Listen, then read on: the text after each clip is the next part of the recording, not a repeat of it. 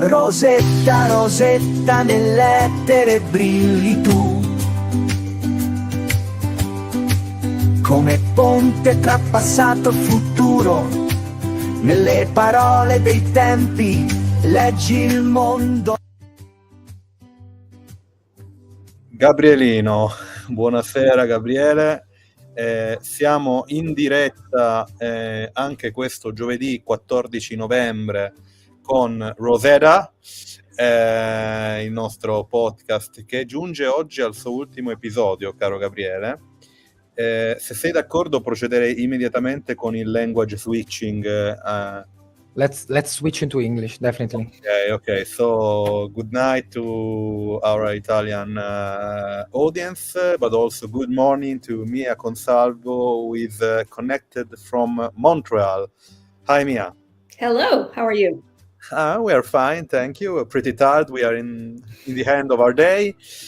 So, Gabriele, this is the last episode of Rosetta, our first season of Rosetta.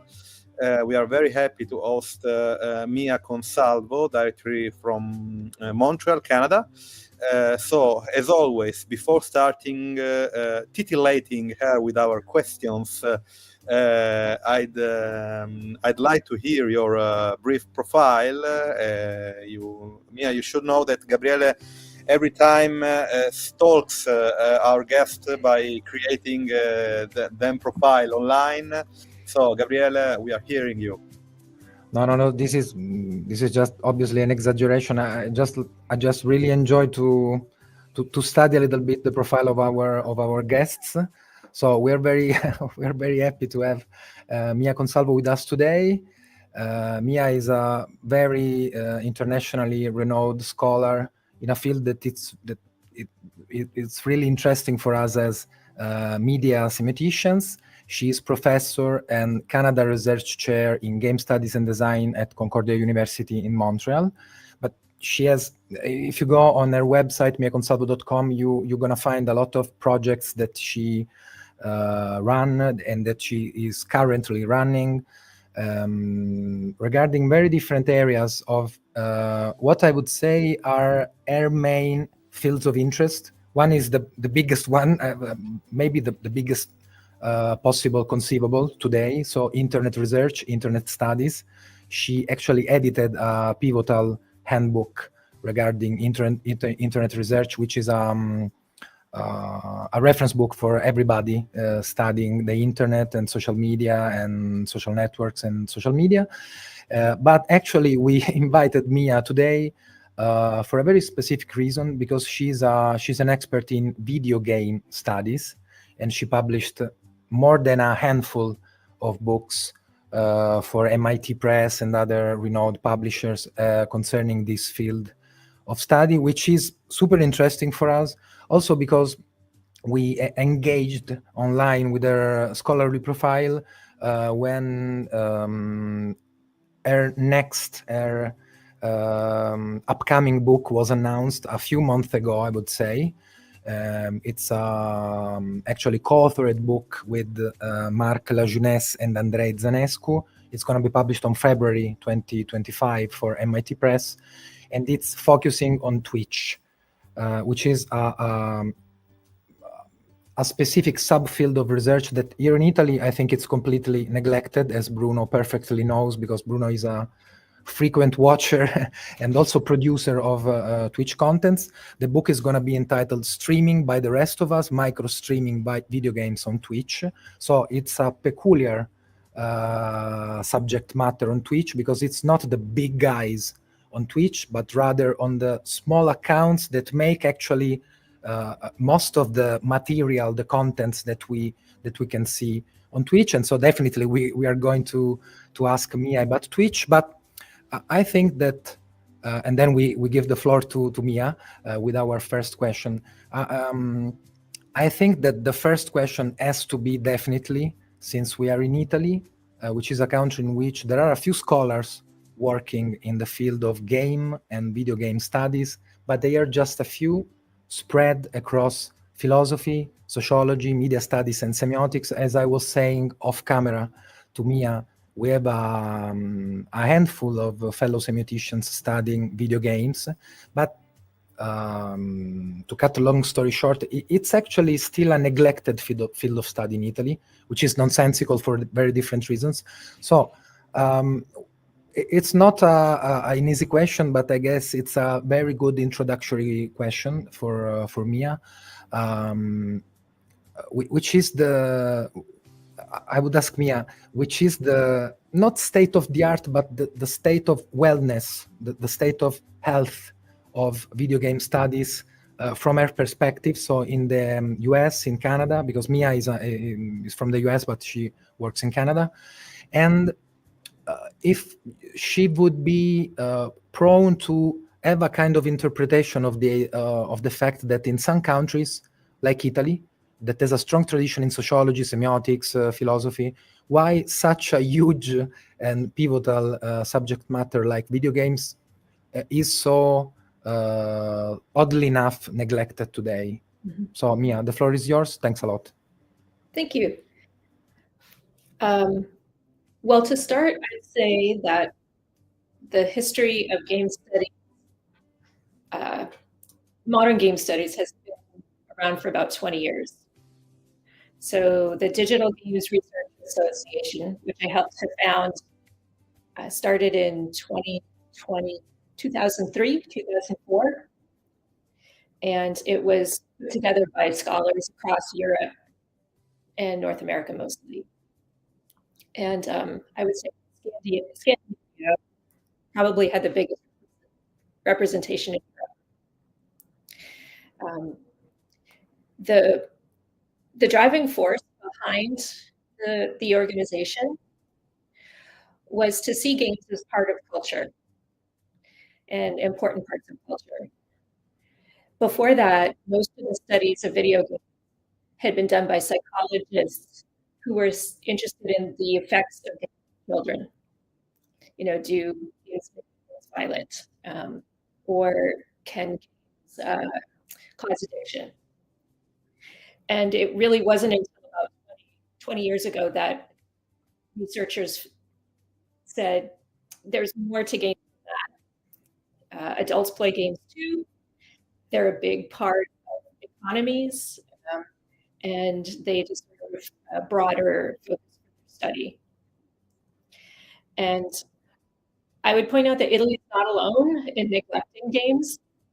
Japan itself, which has been huge in the game industry, has also been slow to study games.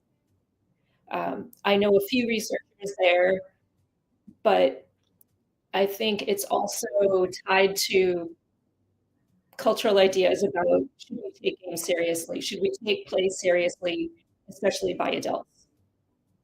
And so things are changing. More and more people are starting to do it, the research, but it is something that has been frustratingly slow to evolve. Well, if I can try to insert myself in this introduction, I'm very curious about your experience as a researcher in this specific field because, I work principally on cinema, on film studies, but in the last years I realized that working on cinema would mean to do a kind of hybridization with video games and with more in general the mediascape, the contemporary mediascape, which is imbued with different forms of medial products. So in some way, many of my students ask me to talk them about video games besides movies. Or about content creator stuff. It doesn't matter if this stuff is vehiculated throughout Twitch or throughout TikTok and throughout so on and so forth, which is on one side quite interesting to me because it's very stimulating. It elicits me many reflections. On the other side, it's very difficult because I feel that my map is getting bigger and bigger, and it's very difficult to find a way to find a general structure. I think one of our missions is to find theoretical structures on our objects. So, okay, you, Mia Consalvo, study many things, of course, video games, of course, internet culture. But what's your feeling about this, the way the mediascape is structuring itself in our contemporaneity? And do you feel enough equipped? Do you feel you have the right tools in order to understand it? Or as me, you feel this kind of continuous anxiety in order to find the new tool, the new way to study these new regimes of meaning? That's it. Sure. That's a really good question. I would say that it's always useful to develop new tools and new ways to analyze media, but that doesn't mean we should leave the other ones behind. For example, one of my former PhD students, Andre Zanescu, did his dissertation on the Assassin's Creed series of video games, and he used a semiotic approach to understand them. He was looking at how they presented Greek and Roman antiquity in different games, and he used the concept of resonance to see not how faithfully they reproduced like that history, but what elements they drew on to make the world seem familiar to players. And like what was included, what dropped away, how did games or game-like elements play a part in that construction. And it was really useful and interesting as a way to understand games. And he also compared them to blockbuster franchise films and talked about like the similarities between a big budget game and a big budget film, where you have to have like a very broad overarching idea, some stars, like visual spectacle, and how those elements play a role in the media product. And he was arguing that there's really a growing convergence in these types of approaches to like big media. Obviously small games can take more risks, do different things, but when you are spending hundreds of millions of dollars on a game or a film, you want to be fairly conservative and try and draw in as much audience as possible. And so, like he was looking at the signs and like the systems of signs that were in these games. And so he was using semiotics as a system to understand games that had come out just a couple of years ago. If may I,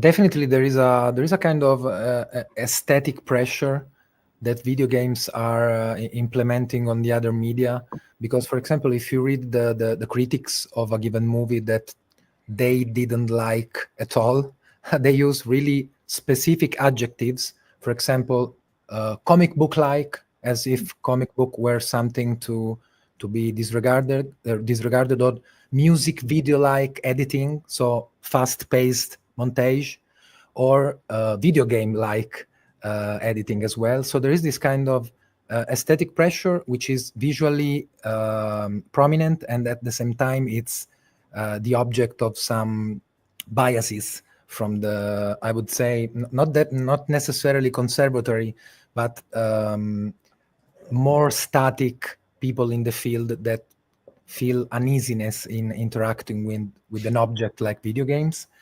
And this is something that is growing and growing. Definitely, I really am a true ignorant person regarding video games. I like people playing video games in front of me, but I'm completely primitive in my approach with video games. So I'm a lurker, a video game lurker or something. And maybe this is interesting on the side of the ethnography of video games, people studying, people watching but not playing video games. But I wanted to, because Bruno said that the keyword internet culture, which is definitely the one of the foregrounds, the backgrounds of what we are talking about. Not all the video games are soaked in internet culture, but more and more it's something growing, and it's I would say biunivocal path. And so thinking of video games in the mainstream culture, thinking of video games regarding the social media stuff in general, I don't want to be banal, but I have to address the thing of the Gamergate that happened a handful of years ago. And maybe on the side of the commitment of some communities, people in the industry, critics, and also scholars, it was definitely a game changer. I saw this in studying internet memes after the Brexit and after Donald Trump, the first Donald Trump, obviously. So there are events that are a game changer and boost some field of study, some field of research. And so since you really started way ahead, as far as I'm concerned, this book I was referencing to dates from 2002. So already after another big game changer, which was the 9/11, but in the internet era, even before the social media era, which started the very year after in 2003 with MySpace and LinkedIn and Friendster. So you are an expert in the field. In Italy, we have a strong and really ideological fight on the representation of identity in the digital platforms, and also in video games. So LGBTQ community, but also minorities in general. So also regarding the issue of ethnicity. And obviously there is a strong intersectional issue behind all of these things. So you are in the field because you are an expert studying these issues before they became also maybe a fashion in some academia, and you've been researching these topics a lot. So what is your in a nutshell, what is your understanding of all these issues regarding identity, gender, and video games as of now? Big question, but we are very interested in having your perspective. Wow. When I first started doing this research on the internet before doing games, I think it's important to point out that who was on the internet was very different. And I don't mean like a qualitatively different audience, but quantitatively. Like it was a very small group of people, and it was mostly centered around scientists, university researchers, and students, professors, technologists, that kind of group of people. And so they were interested in connecting and seeing what the internet could do. And you saw, a gradual increase in population. But even in those early days, there was this discourse about the internet being like the Wild West. You could do anything, you could be anything, you knew who you were. And as businesses tried to figure out how to exploit it, suddenly they said, we need a regulated space. We need a safe space where people feel comfortable. There's some kind of law and order. It was really presented as Wild West. And so gradually, you saw companies like America Online, CompuServe, and then, the coming of not just dial-up, but modem-based high-speed fiber internet. Lots more people came online, and they brought with them all of their worldviews, their practices. And it turns out that you can't hide who you are online. People don't want to necessarily, and all of the problems that we have offline come online.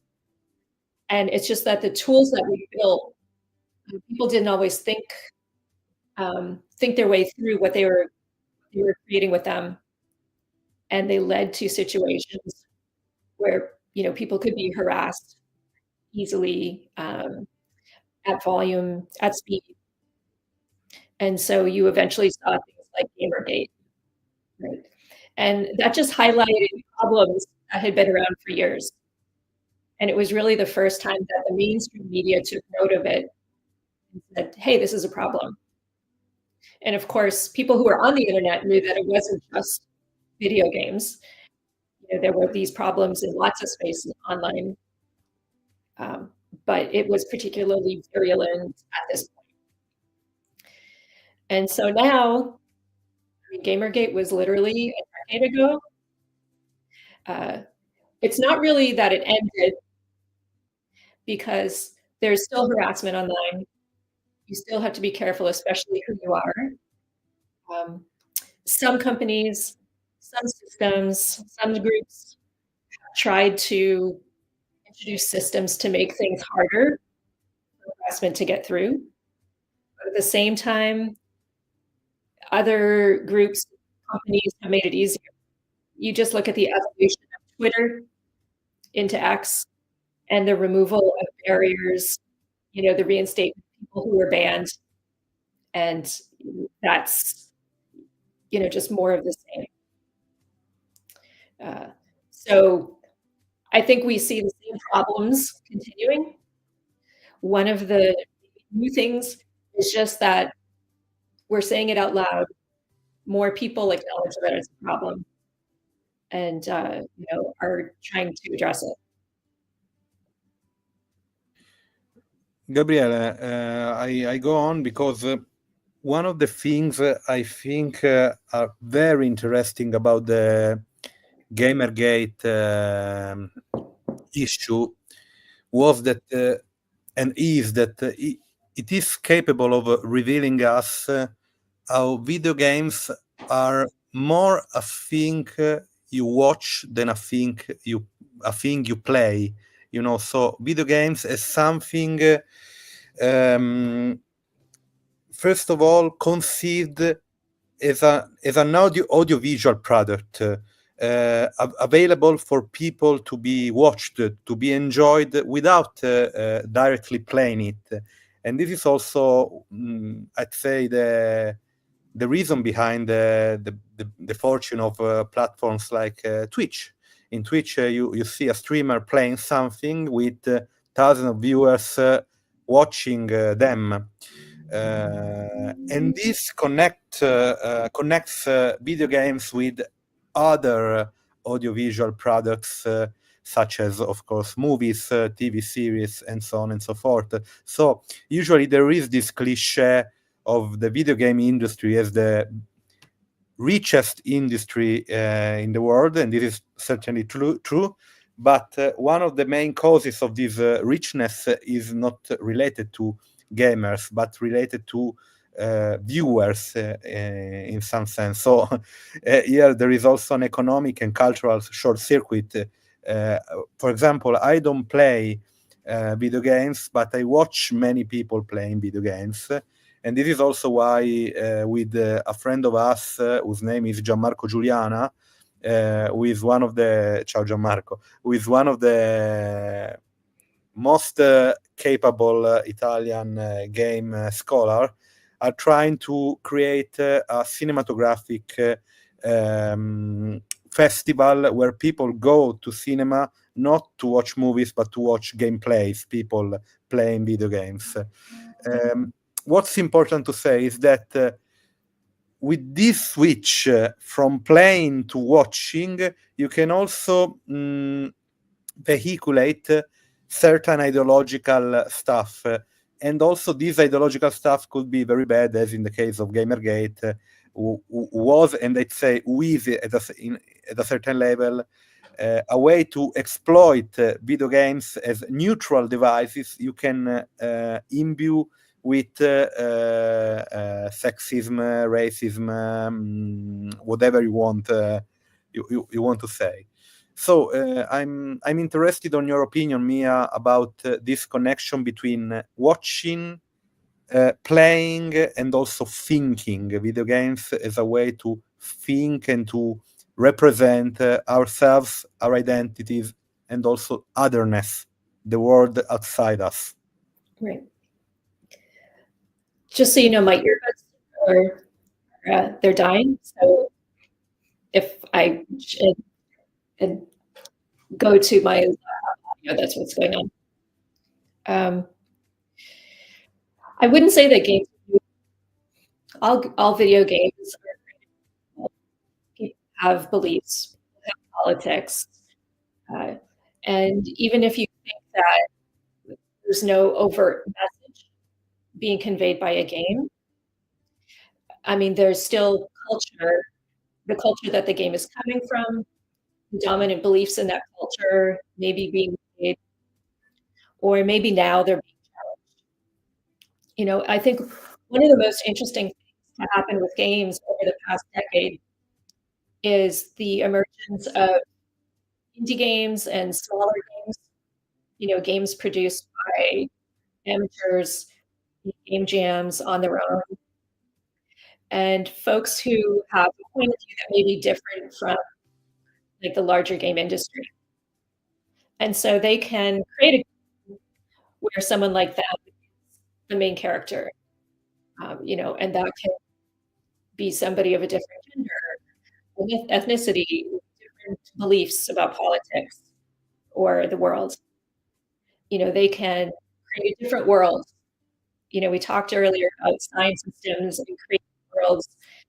People can create a world in a game that is very different from our own, or it could challenge our world, right? And so not just in terms of like, I'll make the sky green and turn off gravity, but I have a different like political system or a different like society, in a way of living.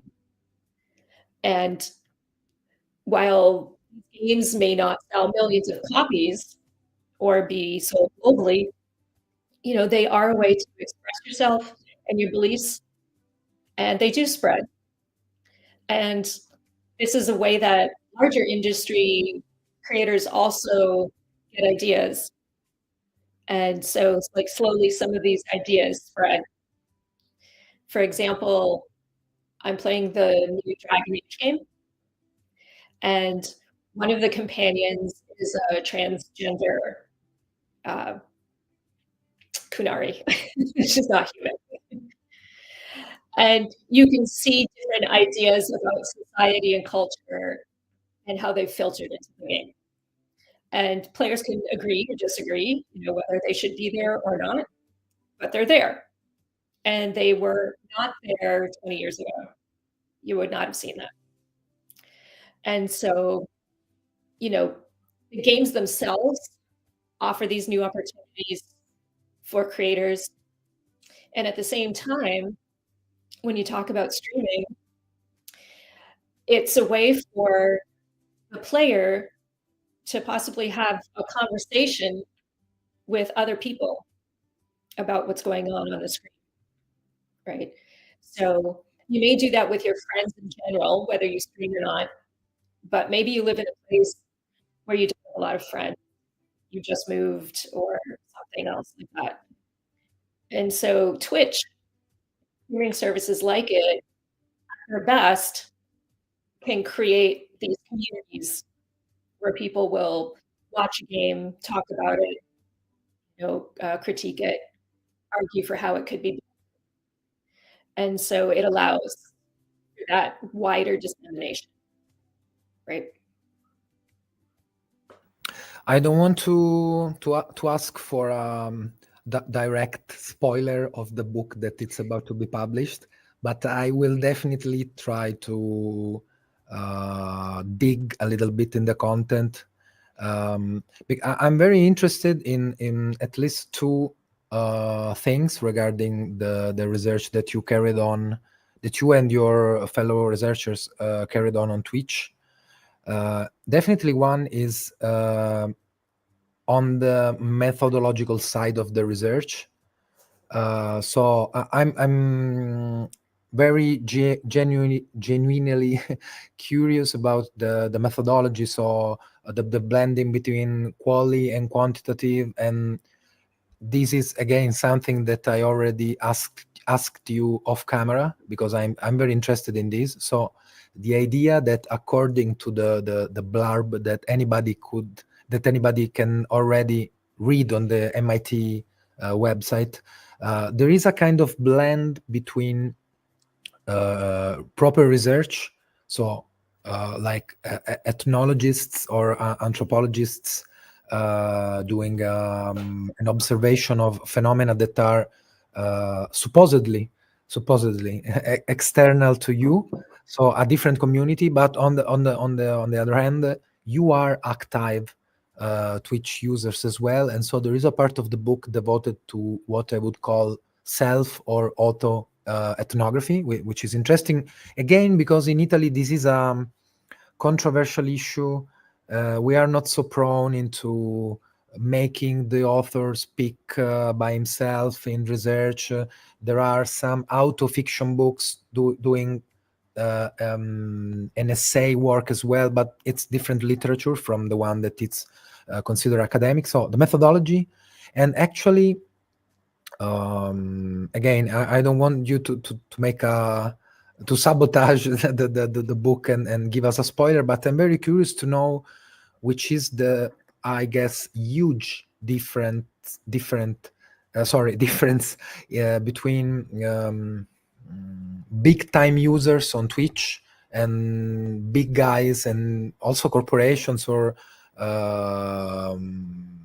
company-ish accounts on Twitch, and those myriads of really small accounts that, as you were saying, are focused on very different values.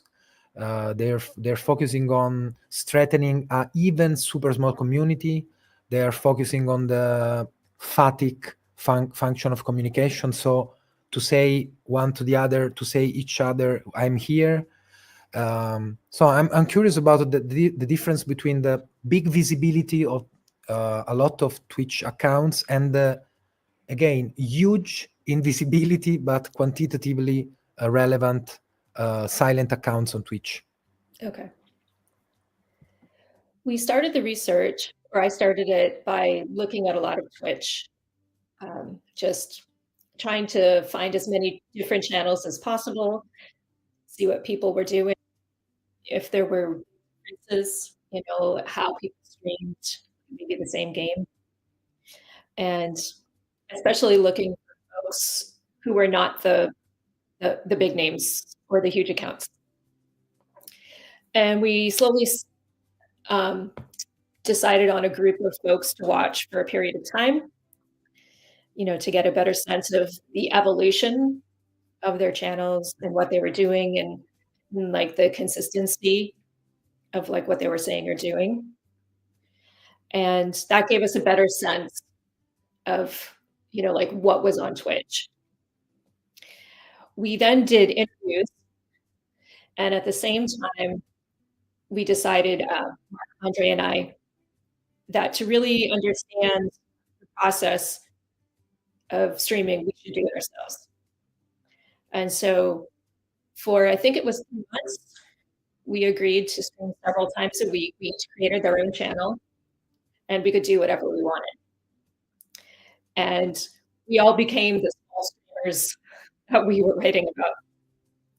And I think it showed us at an embodied level what streaming is like. Mark writes about being uncomfortable in one space because in his physical space, because they didn't want to stream at home where his partner was. And he ended up streaming in our lab at the university, and people would walk by. And this made him uncomfortable.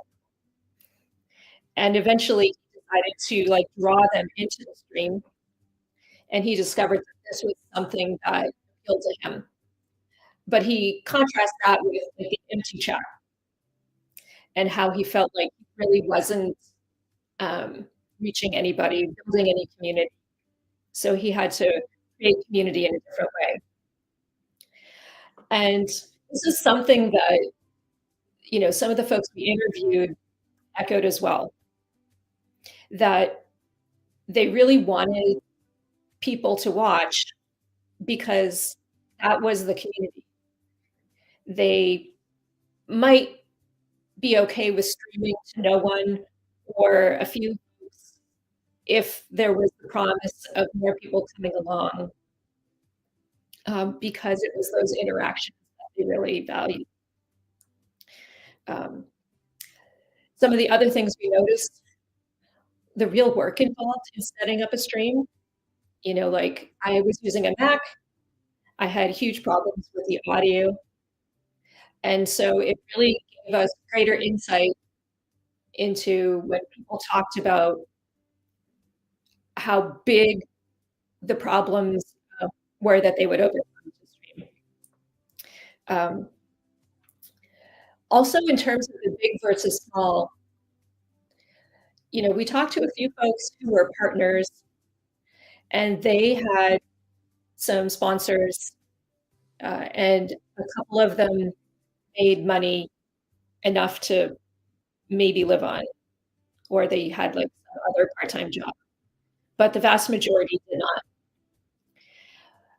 What smaller streaming could do is also create a little bit of space of not opportunity, but more freedom to do what you want to do. Because people talked about if you start to get more viewers and you want to keep them around, you can easily fall into the trap of trying to do what they want you to do in order to keep them around, right? So somebody said, I really want to play this game, but nobody likes it when I do. They won't tune in. So I compromise and I play this other game a few times a week. Once a week, I play this other game. So once you do have an audience, even if you enjoy the community, it's suddenly you're not just playing games with friends, you're balancing multiple issues. And you can see that just on a service level with like larger Twitch streamers.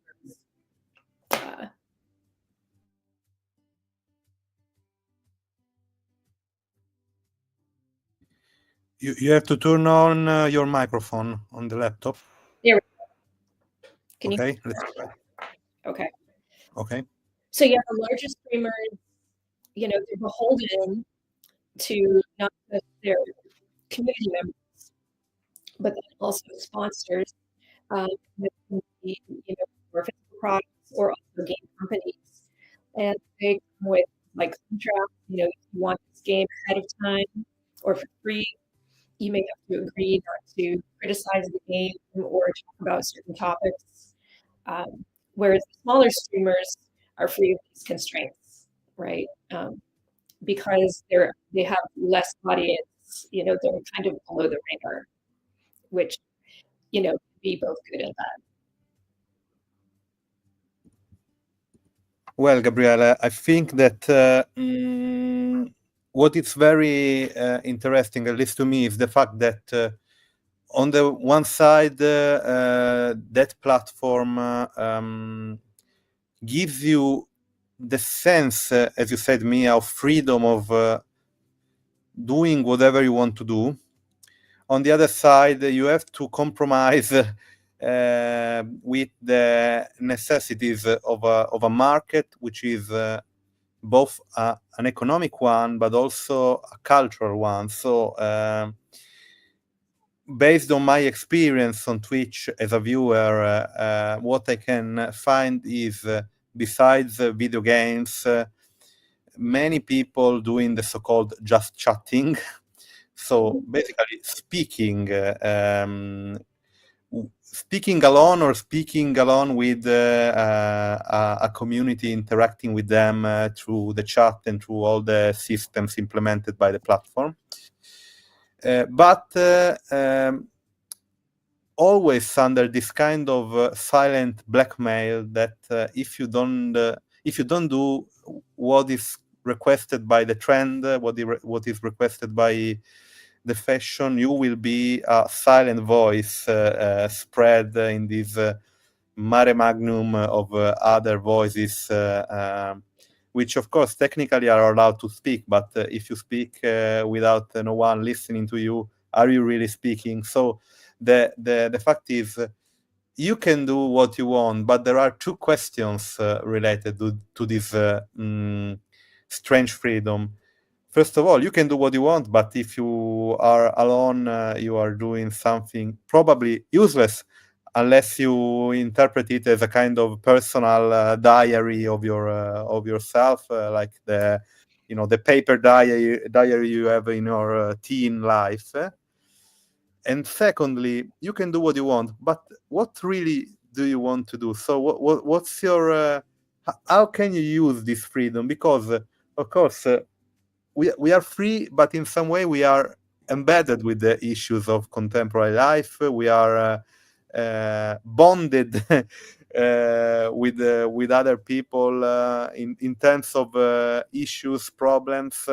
So I'm quite dubious about this rhetoric of freedom. And also, as you underlined, Twitch is part, and we are streaming right now in Twitch too. Twitch is part of Amazon, so it's property of a big company which is not interested in giving you the opportunity of being yourself and of being free. It's interested on exploiting your competencies in order to gain money. So it's very strange to detach from this really material ground and to feel a real sense of freedom on these new platforms. And I don't want to be polemic, but I just want to emphasize this contradictory thing that is probably the rule of our game in a certain way. We must know it, acknowledge it, and in some way play the game by knowing that the game has this specific rule. Right. I guess a couple things in response. So the last chapter in the book, we try and bring it back to older media, like call-in radio and public access television. These were spaces where, it could be commercial, but it wasn't entirely about making money. And these were also spaces where folks could find community. And I found a case of somebody in the UK back in the 60s. He created a fake radio station in his backyard shed. He was a DJ, and he and his friends would make an advertisement, and they ran a station. There was no broadcast. It ran on a speaker into his house where I guess his wife listened. That was his audience. He did this for years, and he did it because he loved it. And eventually, I think the BBC did a story. He got a Christmas special one year, and he's now on a station in Wisconsin in the US. He's got an internet, like radio station 2 or 3 days a week. But for him, the joy was just in the creation and the performance of it. Like, he didn't need the audience. He just enjoyed being a DJ and the surrounding context of doing it. So I think, some people, they don't even need that external validation. It can be just about the joy of the making, the doing, and it's like a sense of either accomplishment or achievement that you're getting from yourself for doing that, and this can apply with some of those smaller streamers as well. In terms of, freedom and, like the fact that Twitch is owned by Amazon, I mean, this also definitely structures how people stream and the implications of it. Because for Amazon, it's obviously a business, and they don't even need necessarily to sort of prime potential streamers, coach them to become big, to make lots of money. They just wait to see who rises up in terms of audience and, to exploit them, right? To share what's going on. And so just to figure out how to monetize as much as possible the experience. And you can see this in how they create the Twitch Creators Camp, which is their onboarding of new streamers, where they're encouraging, you as a streamer to pay attention to things like metrics, your viewer, what's your engagement level, and every day it sends you after you stream like an email with your analytics. And for some streamers, it's really well, this is great, how I'm doing, and for others, it can be really challenging because they're not interested in the commercial side of it, and then they constantly have to sort of push back against that, right? Because it's this constant hum. It's like the neoliberal self now. Like we should, anytime we're good at something or interested in something, we should turn it into a side hustle. We should figure out how to monetize it because otherwise it's not worth doing, right? And so the smaller streamers, they're in the same bucket where they're having to contend with this language from Twitch. Oh, should I go for affiliate? Should I try for partner? Oh, my numbers are down. Even if they started this just as a way to have fun, make a few friends, stream with their friends, they're caught up in this trap of like, should I try and make money or not? And so that's something that is just part of the platform, that we have to think about, and that some of these streamers have to actively reject, right? Or they decide that they're going to actively reject it. And so, like there's the freedom. You can set up a channel for free, you can say do whatever you want, but the underlying rhetoric is because you want to make money, or you should want to make money for doing it. Talking about companies, exploitation of communities, I would say haunting buzzwords that we constantly use in public discourse, but also in academia, and talking about the digital.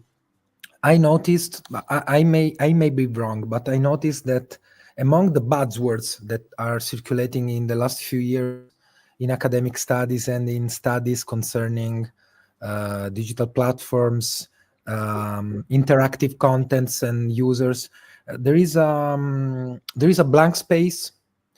I'm saying this in a positive way in your research, namely, you are not particularly keen on AI, artificial intelligence. So I know that there is a growing employment of AI, for example, AI code-generated video games or stuff like that. But I wanted to ask, actually, the very question is, if I'm wrong or I'm right. So it's something that actually you are not particularly, historically speaking, interested in, and if you are, since it's a growing field of research, so humanists or people in the social sciences working on AI as a subject matter, so obviously not producing AI stuff, but studying the cultural discourse around AI, if you are planning to do something on this, it's something that me and Bruno as well were forced to do. So if you are planning something like this, or otherwise it's just a small component of the bigger panorama of video game studies, according to your experience, your sensibility? I haven't. You're right. I haven't looked at AI, and it's always been a part of games because if you look at especially single player games, and there are NPCs or enemies, like there's usually some form of AI that's directing their behavior, and it can be more or less sophisticated. And so games have always been these drives of AI and its increasing sophistication. I think, yeah, it's a good question. I haven't really thought about how I would study it, and it feels like it's changing so fast, just constantly, that it's hard to get a grasp on. If it gets to the point where games are using more overt types of AI, I think I would be interested in players and how they're reacting to the presence of AI in games. Because I think for me, a lot of it comes back to players and how they make meaning in games and from games. And so it would have to reach the point or be part of specific games where players would have some kind of interaction that would cause them to think or reflect in some way for me to probably take an interest in it. At the moment, I'm more focused on AI in the classroom, how to think about students using AI, in ways that aren't just write this paper for me. Because I think at universities, that's the biggest thing that we're contending with. AI creating code for students or things like that. How do we deal with the presence of it, growing sophistication of it as a tool? What does it mean then for us to educate? What does it have an education? We've adapted to having spell checkers and grammar checkers, if you're writing. But if you have an AI available to you, what does it mean now to be a well-educated person? So I guess if we could combine that with a game, that would be something really interesting for me to study. Well, Gabriele, I think our time is over, so we just had 1 hour conversation. And we stressed many themes, and many of your expertise was called by us. So thank you very much, Mia. You were very kind, and you spent your Canadian morning with us. Yes. So, and I should mention, when the book comes out in February, there is an open access version of it, so you can download it for free. Thank you very much. So this is a very good information. So for all the audience, not only the real-time audience, but also the one who is going to watch or listen to our conversation later. The book is going out in February, and there will be also the open access version, and which is a very good choice, also from a political perspective, I'd say. So we will read it very with attention. I see, Gabriele, there is probably a comment. If you have just 1 minute to answer, because there is a question by Gianmarco Giuliana. Gianmarco says, I have a question for Professor Consalvo. In some multiplayer games, such as MMOs, OS, the communities of gamers are often ethically self-regulating themselves. Example, Final Fantasy XIV. Is there such a thing in the community of gamer streamers? Thank you. So the last question. Yeah. I would say that streamers themselves will often set up the rules for their own channel, so their community. And some of them are just the default, like no harassment or that kind of thing. Some of them have no rules at all. But across streamers, it gets more difficult. And this is one thing we touched on a little in the book, but we didn't get a chance to do much more with, because a lot of streamers are isolated, especially like at a smaller level. One of them, who was a partner, mentioned the importance of finding like a network of other streamers. Some of them talked about them curious as like the competition, like they stream the same game as you, and so you're competing, or they have the same time slot as you. And so it can be hard to think about like that as a community and the kinds of things that you want to promote, because again, going back to capitalism, some people are saying like, this is my competition. If they win, I lose, because there's only so many viewers. But I would love to see more folks investigating like how streamers themselves talk with other streamers. Do they have groups or networks, organizations, where they talk about like the challenges of doing what they're doing? That would be super interesting and important. Thank you, Mia, and thank you, Gianmarco, for the question. So, last remark. So, in February, your book is out, Streaming by the Rest of Us, Micro-Streaming Video Games on Twitch, by you, Mia Consalvo, Marc Lajeunesse, and Andrei Zanescu. It will be on open access, 272 pages of reflections about this, I'd say, brand new academic field, or at least academic object. Thank you again. Gabriele, if you want to say something. A concluding salute. Yeah. No, thanks a lot, Mia, for joining us. It was a gas. So you were at the end of a path of scholars that we invited, and as I was saying off camera, you were the second international, and it was a pleasure to have you as a guest. I'm quite sure, Gabriele, she was the third one, not the second one. The third one? Yeah. For real? I remember. Don't say the names because it will be non-polite, but she's the third one. Okay, sorry. But nevertheless, it was a gas to have you and to conclude the series with you. So thanks a lot, Mia. We will briefly switch into Italian in order to make our ciao and goodbye in Italian. So grazie a tutti. Grazie Mia per averci, per essere stata nostra ospite. Grazie Bruno. Gabrielino, questa è l'ultima trasmissione di Rosetta quest'anno. Torneremo. We will back. Punto interrogativa, question mark. Esatto. We will be back maybe. Forse in altre forme o forse no. In ogni caso, grazie a te, grazie a tutti e viva Rosetta. Non so come si saluta, Gabriele, alla fine. Ciao. Va bene, ciao. Rosetta, Rosetta, nell'etere brilli tu.